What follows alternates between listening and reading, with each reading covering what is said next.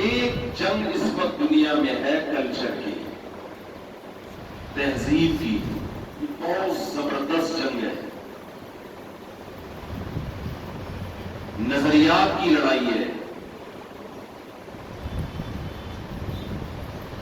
اور یہ دو انتہاؤں پہ جا رہی ہے۔ دنیا میں جو مذہب ہے نا، مذہب وہ اسلام کے علاوہ کوئی بچنے والا نہیں ہے، سمجھ رہے ہیں بات؟ جب میری ہاں میں ہاں ملانی پڑے گی، بات کرنی پڑے گی، تو مجھے لگے گا کہ آپ میری بات سمجھ رہے ہیں۔ دنیا میں دو چیزیں، دو نظریات اب آگے ایک دوسرے کے مقابل چلیں گے۔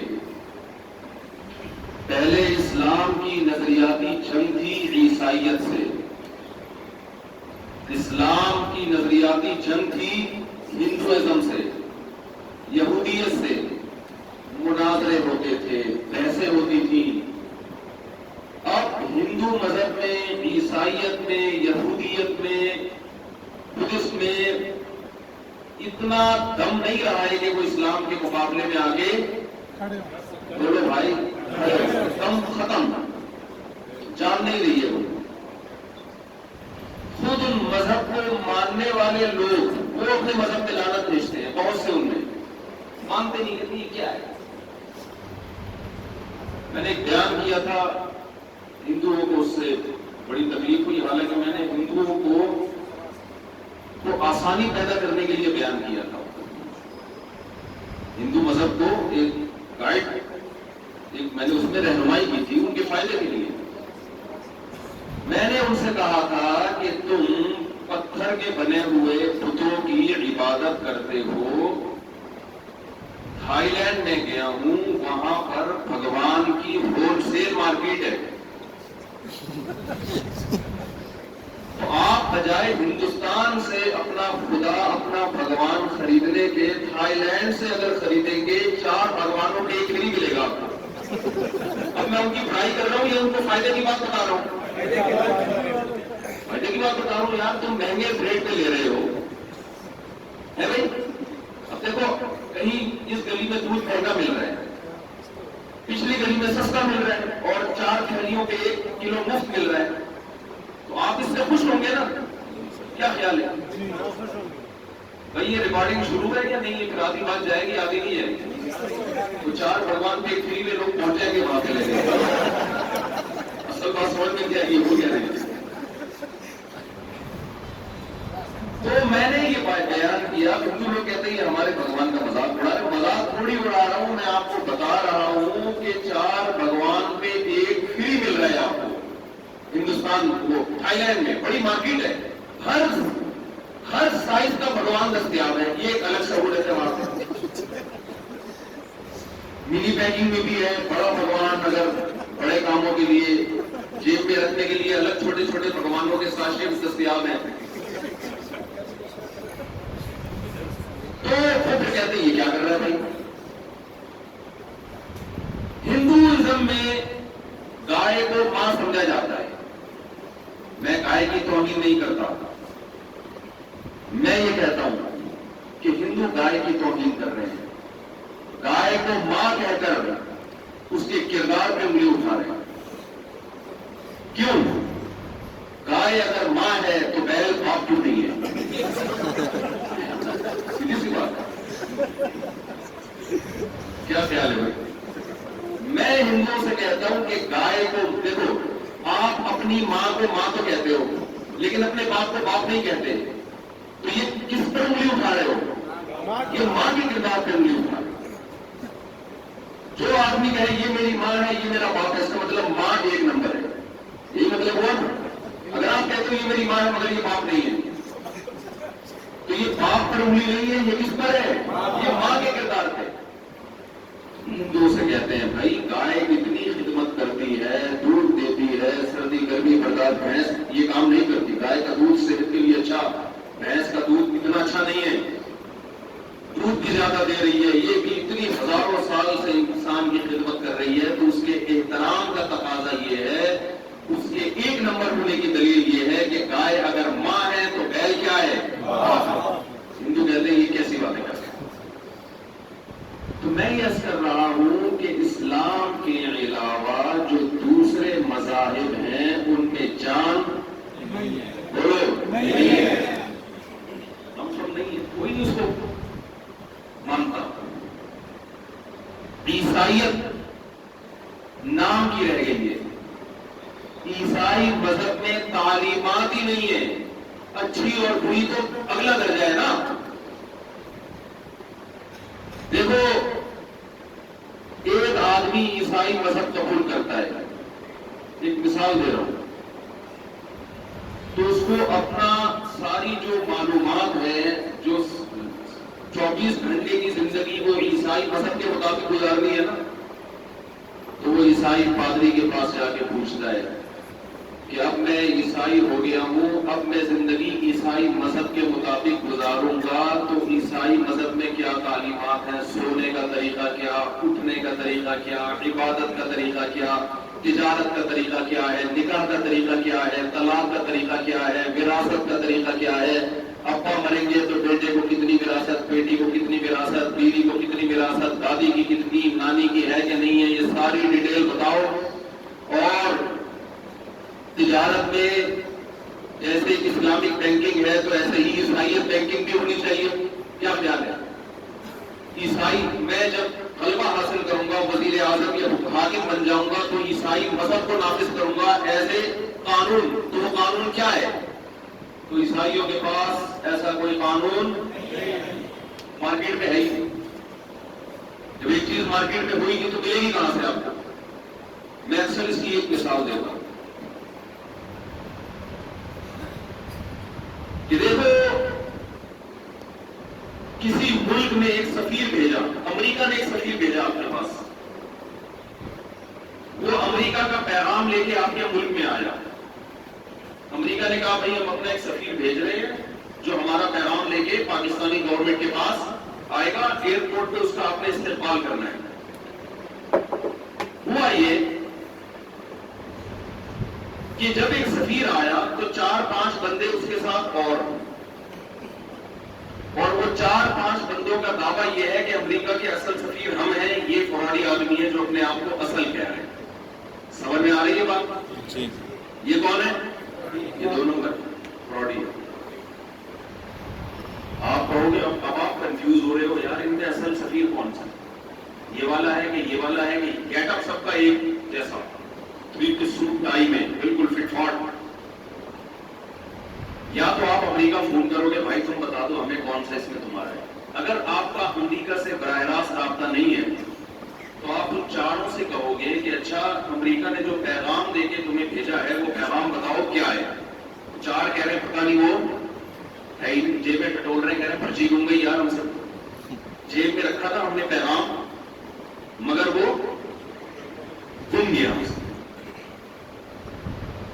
دوسرے نے جب پیغام نکالا تو آپ نے اس کو پڑھا، اور پیغام بھی بڑا خاندانی جو ایک گورنمنٹ کا ہو سکتا ہے. تو آپ کہو گے یہ چار کیا کر رہے ہیں؟ جھوٹ بول رہے ہیں. پیغام ہی جس کے پاس نہیں ہے وہ سفیر کیسے ہو سکتا ہے بھائی؟ جس کے پاس پیغام ہی نہیں ہے وہ سفیر نہیں ہو سکتا. اللہ نے اپنے بندوں کی ہدایت کے لیے آسمان سے جو قانون اتارا اس میں صرف اسلام کہتا ہے کہ میرے پاس قانون اللہ کا محفوظ ہے. اسلام کے علاوہ کسی کا یہ دعویٰ ہی نہیں ہے کہ ہمارے پاس وہ قانون محفوظ ہے. اگر محفوظ ہوتا پرچیاں 5 سفیروں کی جیب سے نکلتی پھر ہم پریشان ہو جاتے اس میں اصل کون ہے اور نقل کون ہے. چاروں کی پینٹیں خالی نکلی ایک کی جیب سے پیغام. تو آج دنیا میں اسلام کے علاوہ کسی کے پاس سرے سے پیغام نام کی کوئی چیز موجود نہیں ہے. تو آپ اس کے مقابلے میں لاؤ گے کس کو؟ کوئی ہے ہی نہیں قانون. عیسائی سے آپ پوچھو عیسائیت قانون کو امریکہ کے اور آسٹریلیا کے قوانین بیان کرنا شروع کر دے گا. اس کے پاس اپنے قوانین ہے ہی نہیں.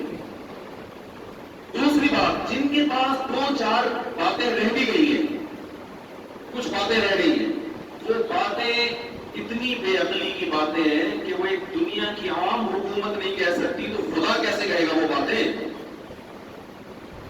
اب 4 کی جیب سے، ایک کی جیب سے پرچی نکلی تھی جس میں ایک پورا انگلش میں ایک پیغام لکھا ہوا تھا حکومت پاکستان کے نام. 4 کی پتلون سے پرچی نکلی تو اس میں لکھا ہوا کیا ہے؟ آلو کے ریٹ لکھے ہوئے، ٹماٹر کے ریٹ لکھے ہوئے. آپ بولو گے یار یہ امریکہ کا پیغام بولو نہیں. ہندو کہتا ہے ہم جس مذہب کو فالو کرتے ہیں وہ خدائی مذہب ہے. خدائی مذہب یہ کہہ سکتا ہے کہ 4 بھگوان ایک جڑی؟ بولو پرچی آپ کے پاس جو نکلی ہے اس میں کیا لکھا ہوا ہے؟ 4 بھگوانوں میں ایک اولاد دینے والا بھگوان یہ ہے، شادی کرانے والا. مسلمان شکر ہے توحید پرست ہے، ورنہ 4 شادیوں کا بھگوان الگ ہوتا، دھوکا الگ ہوتا. مسلمان ایک بار الگ ہوتا ہے، یہ کرائے گا دوسری کی ذمہ داری نہیں ہے. جو مہنگا بھگوان ہوتا ہے وہ کتنی کراتا؟ ذمہ دار پٹتا بھی وہی ہے، پٹتا بھی آپ کر کے پکڑے جاتے ہیں، آپ بولتے اس میں کریں گے. تو ان کے پاس پیغام ہی نہیں ہے. عیسائیت کا بنیادی عقیدہ ہے تثلیث. آگے فروعی مسائل تو ہے ہی نہیں ان کے پاس. وراثت کے حکام تو ہے ہی نہیں، تجارت کے حکام نہیں ہے، عبادت بھی نہیں ہے. انہیں نہیں پتا حج کیسے کرنا ہے، نماز کیسے پڑھنی ہے، روزہ کیسے رکھنا ہے ہی نہیں، پتہ ہی نہیں ہے. اور جو پرچی میں 2-4 احکام نکلے ہیں اس میں جو ان کا پہلا قانون ہے وہ ہے تثلیث. خدا 3 بھی ہے اور 1 بھی. صدیاں گزر گئی، یہی بدھی ان سے سلجھ کے نہیں دے رہی. یہ کیسا مذہب ہے جس کی بیس ہی کسی کی کھوپڑی میں بیٹھے نہیں دے رہی. ہمارے شیخ حضرت مفتی رشید احمد صاحب ٹرین میں سفر کر رہے تھے، سامنے ایک پادری بیٹھا ہوا تھا تو عیسائیت پر بحث چل پڑی. حضرت نے فرمایا کہ یہ کیا ہے عیسائی مذہب میں خدا 3 بھی 1 بھی ہے. اس نے سمجھایا، حضرت کی بحث ہو گئی تو اس نے کہا میں نے کتاب لکھی ہے وہ اس سے سمجھ میں آ جائے. حضرت نے فرمایا کتاب کا مصنف 1 گھنٹے میں نہیں سمجھا سکا، کتاب کیا سمجھائے گی؟ خدا 3 بھی اور کیا ہے، جو 1 ہے وہ 3 نہیں ہے، جو 3 ہے 1 نہیں. بنیاد ایسی ہے کہ جو کھوپڑی میں نہیں جاتا. ڈاکٹر ذاکر نائک پر پابندیاں کیوں لگی ہیں؟ اس لیے لگی ہے کہ اسلام کو دنیا میں نمایاں کیا جا رہا تھا، ایکسپوز کیا جا رہا تھا. عیسائیوں کو خطرہ تھا دنیا عیسائیت سے ہاتھ دھونے والی ہے. ہندوؤں کو خطرہ تھا کہ دنیا ہندوازم سے ہاتھ دھونے والی ہے. ہندوستان تھوڑا تو مسلمان ہو رہے تھے، اس لیے پابندی لگاتے. ایسے لبرل لوگ بولتے ہیں کہ ہم آزاد ہیں، لیکن اسلام کے علاوہ دنیا میں سب آزاد ہیں. تو میں یہ عرض کر رہا تھا کہ بھائی اس وقت جو نظریاتی جنگ ہے، دنیا کے کسی مذہب کوئی اسلام کے مقابلے میں ٹکنے والا نہیں ہے. اس وقت دنیا میں 2 نظریات ساری قومیں سمٹ کے یا تو ایتھیزم کی طرف جا رہی ہیں کہ خدا کو ڈکشنری سے نکالو. بات آ رہی ہے سمجھ میں کہ نہیں آ رہی؟ اور اسلام کہتا ہے خدا کو ہر چیز میں لے کر آؤ. ہر معاملے میں کون آئے گا؟ کسی بھی معاملے میں آپ خدا کو اپنی ڈکشنری سے وہ انتہائی ہے. بالکل ہر کام کس سے پوچھ کے کرتا ہے؟ خدا سے. اللہ کیا کہتا ہے؟ تو یہ 2 انتہائی ہیں. اور یہ جو ہمارا نوجوان طبقہ ہے یہ 2 انتہاؤں کے درمیان کس طرح ہے؟ اس کی سمجھ میں نہیں آ رہا کہ میرے یہ پروفیسر صاحب صحیح کہہ رہے ہیں، یہ سائنسدان لوگ صحیح کہہ رہے ہیں، یا مدرسے میں بیٹھنے والا مولوی صحیح کہہ رہے ہیں. دونوں کے حلیے میں زمین آسمان کا فرق، دونوں کی باتوں میں زمین آسمان کا فرق. مولانا ٹائپ کے لوگ جو باتیں کریں گے اللہ رسول کی جنت، جہنم، قبر کا عذاب، ماں باپ کی پیشانی میں حج عمرے کا ثواب، بیوی سے محبت کا اظہار، پیغمبر کی سنت، گرل فرینڈ اسلام میں حرام. بات بھی نہیں کر سکتے آپ نامحرم سے، نامحرم کو دیکھنا غلط. اور بزرگوں کا احترام، داڑھی رکھو، شلوار ڈھکنا سے اوپر رکھو. یہ کس کی بات ہے؟ مولانا ٹائپ کے لوگوں کی بات، جو مجھ ٹائپ کے لوگ ہوتے ہیں. یار یہ پتہ نہیں کس قسم کی بات ہے. ادھر جب آپ جاؤ گے ٹی وی کے سامنے بیٹھو گے تو وہاں قبر کے علاوہ آپ کو دنیا کی ہر چیز مل جائے گی، نظر آئے گی. جنت جہنم کے علاوہ ہر بات بولتے کیوں نہیں آئے، نظر آ جائے گی. وہاں جنت جہنم کوئی ڈرامہ دیکھا جنت میں؟ سب چیزیں جنت جہنم کے علاوہ. مذہب دکھائیں گے بھی تو مزار مزار دکھا دیں گے وہ بزرگوں کے مزاروں کے چادریں چڑھا دیں، یہ مذہب ہے، اس کے علاوہ نہیں ہے۔ تو یہ دو نظریات کا بہت سخت تصادم ہے، اس کے نتیجے میں ہمارے ہاں مذہبی لوگوں میں دو انتہائیں پیدا ہو گئی ہیں۔ بات آ رہی ہے سمجھ میں کہ نہیں آ رہی؟ دو انتہائیں، ایک تو وہ انتہا ہے جنہوں نے سائنس اور ٹیکنالوجی کی مخالفت میں مذہب کا ایسا تصور پیش کیا جو صحابہ کرام کا تصور نہیں تھا۔ انہوں نے اپنے آپ کو مسجد اور مدرسے تک محدود کر لیا۔ انہوں نے کہا یہ جدید تعلیم ہم نے حاصل نہیں کرنی، یہ ہمارا کام نہیں ہے، یہ دنیا پرستوں کا کام ہے، پیسے کمانا یہ نیک لوگوں کا کام نہیں ہے۔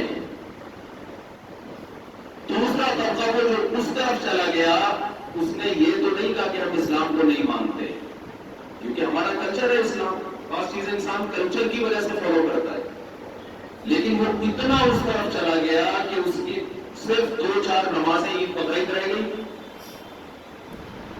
اور باقی اس نے کہا کہ یہ سب سے بڑی رکاوٹ جو ہمارے کلچر میں ہے نا، ہماری ترقی میں، وہ کیا ہے؟ مذہب ہے، یہ مولوی لوگ۔ تو بھائی اس میں ہمیں قرآن و سنت سے رہنمائی لینی ہے۔ میں جلدی سے بات کو سمیٹ کے 2 اور 2 4 کی طرف ختم کرنے کی کوشش کروں گا۔ دیکھو یہ جو مذہب مخالف لوگ ہیں نا، جو ہمارا کلچر ہے، جو یونیورسٹیوں میں جو ہمارا نوجوان طبقہ جس طرف جا رہا ہے، اچھا تاجروں کا بھی ایک مسئلہ ہے۔ میں نے ارادہ کیا تجارت میں ایک ورک شاپ کرواؤں گا جس میں تجارت کے ہم تاجروں کو مسائل بتائیں گے۔ ویسے لوگ صبح شام ہمارے پیچھے پڑے رہتے ہیں مسافہ کرنے کے لیے، ملاقات کے لیے۔ جب ہم نے یہ ورک شاپ اناؤنس کی، ایک بھی تاجر نے ہم سے رابطہ نہیں کیا۔ شادیوں پہ بات کرو، سارے لائن لگا کے کھڑے ہوئے ہوتے، سارے لائن لگا کے کرنی پھر بھی نہیں ہوتی، بس لائن لگا کے کھڑے ہوئے سننے کے لیے۔ میں نے ایک تبلیغ جماعت کے بزرگ ہیں ان سے پوچھا، میں نے کہا حضرت ہم نے اعلان بھی کر دیا تاجر لفٹ کرانے کے لیے تیار نہیں ہے۔ انہوں نے کہا تاجر کرتے ہیں، آپ بولو گے یہ حرام ہے، یہ حرام ہے، یہ حرام ہے، یہ حرام ہے، تاجر بولیں گے